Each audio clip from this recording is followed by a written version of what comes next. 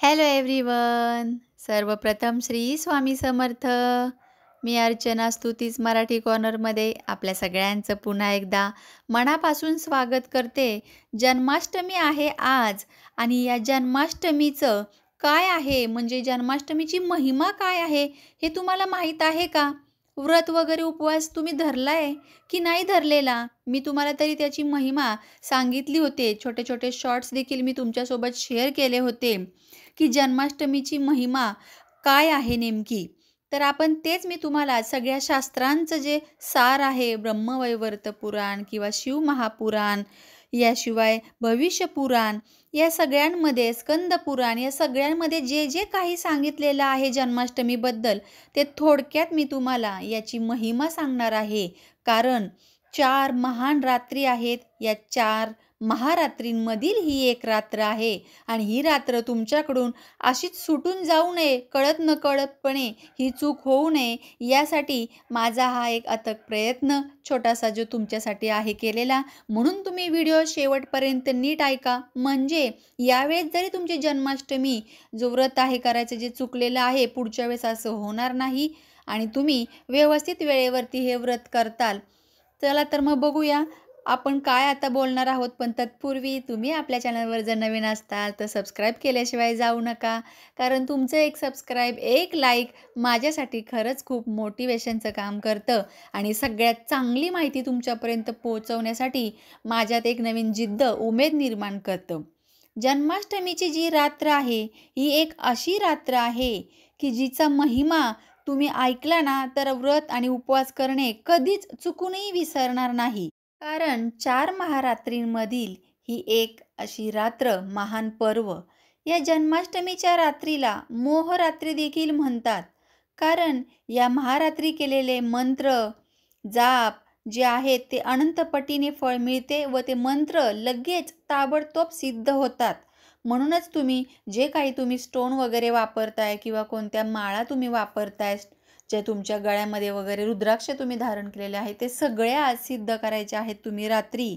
एकादशीचे व्रत जसं आपण करतो ना, तसंच त्या व्रताचा महिमा ज्या ज्या सगळ्यांना माहीत आहे, त्या सगळ्या भागवत भक्तांना मला हे सांगायचं आहे की तुम्ही जन्माष्टमीच्या व्रताचा महिमा जाणता का? तुम्हाला माहीत आहे का? कारण सगळेजण एकादशीचे जे हे व्रत आहे ते व्रत करतात. पण जन्माष्टमीचा हा उपवास जर तुम्ही केला नाही तर तुम्हाला 100 ब्रह्महत्येचे पाप लागते. हो, हे सगळं मी नाही सांगत, तर शास्त्रामध्ये नमूद आहे. आणि जर तुम्ही हा उपवास केला तर तुम्हाला 20 करोड एकादशींच्या व्रतांचे पुण्यफळ प्राप्त होते. हो, 20 करोड एकादशी. मग तुम्ही ही जी आहे जन्माष्टमीची रात्र, हा उपवास तुम्ही करायचा की नाही हे प्रत्येकाने आपापले ठरवावे. कारण जे आहे आपल्या धर्मात, ज्या आपल्या पौराणिक कथांमध्ये, तेच मी तुम्हाला सांगत आहे. एकदा भगवान श्रीकृष्ण साक्षात स्वतः युधिष्ठिरांना, जेव्हा मी तुम्हाला एकादशींच्या कथा सांगते त्यामध्ये या दोघांची जी झालेली आहे चर्चा त्याबद्दल सांगत असतानाच त्यामध्येच एकदा आहे की भविष्योत्तर पुराणामध्ये चर्चा करत होते किंवा सांगत होते सगळ्या महिमा. तेव्हा श्रीकृष्ण साक्षात युधिष्ठिरांना सांगत होते की या व्रताचे पुण्यफळ तुम्हाला 20 करोड एकादशीचे व्रताचे फळ जेवढे आहे तेवढे मी तुम्हाला एका रात्रीत देण्यात समर्थ आहे. म्हणून तुम्ही हे जे आहे व्रत तुम्ही डोळे झाकून करू शकता. त्याचबरोबर ब्रह्मवैवर्त पुराणात धर्मराज सती सावित्रीला सांगत होते या व्रताचा महिमा वर्णन करताना. ते म्हटले की जन्माष्टमीचे व्रत करणारा व्यक्ती 100 जन्मांच्या पापातून मुक्त होतो व त्याला दीर्घकाळ वैकुंठ भवनात राहण्याचा आनंद उपभोगता येतो आणि त्यानंतर तो मनुष्य जन्माला आला तर तो कृष्ण भक्त बनतो. भविष्य पुराणानुसार जो हे व्रत करतो त्याचा कधीच अकाल मृत्यू होत नाही व जो हे व्रत करत नाही तो, स्कंद पुराणात जे वर्णन सांगितलेलं आहे ते मी सांगते, तो व्यक्ती जंगलामध्ये सर्प आणि व्याघ्र बनून फिरत राहतो. त्याचबरोबर ज्यांनी ज्यांनी शिवमहापुराण वाचलेलं असेल त्यांना माहीतच असेल की शिवपुराणानुसार जो जन्माष्टमीच्या रात्री मंत्र जाप करतो, मंत्र सिद्ध करतो, जागरण करतो, भजन कीर्तन करतो, त्याला या संसाररूपी मोहमाया जी आहे ही मोहमायारूपी संसारातून मुक्ती मिळते व त्याला मोक्ष प्राप्त होतो. याचबरोबर गर्भवती स्त्रिया ज्या आहेत, मी कालच सांगितलेलं आहे गर्भवती स्त्रियांसाठी, तर त्यांनी हे व्रत करायचं आहे.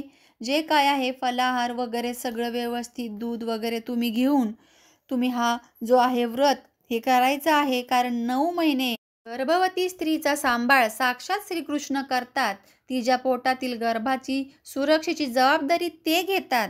त्यामुळे कोणत्याही गंभीर त्रासातून ते कायमची सुटका करतात व अति योग्य वेळे तो बाळ ते जन्माला घालतात.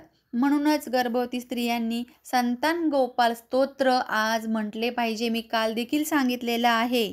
याशिवाय ज्यांना ज्यांना हे व्रत करायला जमणार नाहीये, कारण बरेच असे वयोवृद्ध आहेत, आजारी देखील आहेत, जी मुलं आहेत ज्यांना करायची इच्छा आहे, त्यांनी मनोभावे आज जागरण करून मंत्र जाप करायचा आहे. क्लीं कृष्णाय नमः, क्लीं कृष्णाय नमः किंवा श्रीकृष्ण गोविंद हरे मुरारी असं भजन मनोभावे करून राधे कृष्ण राधे राधे कृष्ण कृष्ण असं म्हणत एकदम आनंदामध्ये 12 वाजता श्रीकृष्णांचा जन्म साजरा करायचा आहे आणि मनोभावे देवाला सांगायचं आहे. देवाला ती आपली मनातील भावना ओळखता येते आणि या सगळ्यातून आपल्याला चांगला असा जो आहे चांगलं फळ प्रदान करतात. म्हणूनच 12च्या आधी तुम्ही फक्त भोजन करायचं नाहीये, कारण या उत्सवाच्या रात्री 12च्या आधीच जो व्यक्ती अन्न ग्रहण करतो तो नराधम म्हणजेच नरांमध्ये सगळ्यात अधम खालच्या स्तराची त्याची गणती होते असे पण लिहिलेले आहे. आणि जो उपवास करतो, जप मंत्र साधना करतो व मग 12च्या नंतर अन्न ग्रहण करतो, श्रीकृष्णाला बाळकृष्णाला पाळण्यामध्ये घालून लोण्याचा आणि साखरेचा खडीसाखरेचा नैवेद्य मी जसं सांगितलेलं आहे काल त्याप्रमाणे दाखवून मग स्वतः अन्न ग्रहण करतो, तो व्यक्ती आपल्या 21 पिढ्यांचा उद्धार करतो. म्हणजे आपल्या कुळातील असणाऱ्या 21 पिढ्या यांचा उद्धार तो एका रात्रीतच करतो. 21 पिढ्यांना तारून नेतो. तो व्यक्ती अतिशय पुण्यवान ठरतो आणि त्याला पुत्र पौत्र धन धान्य बरकत सुख शांती सदैव अखंडितपणे त्याच्या घरी नांदत राहते. ही होती आजच्या आपल्या जन्माष्टमी व्रताची महिमा. तर तुम्हाला कशी वाटली ही व्रताची महिमा मला जरूर सांगा आणि जास्तीत जास्त शेअर करा, जेणेकरून तुम्हाला देखील काही अंशी त्यातील पुण्यफल प्राप्त होईल. चला तर मग पुन्हा भेटूया नवीन माहितीसोबत. तोपर्यंत सर्वांना श्री स्वामी समर्थ.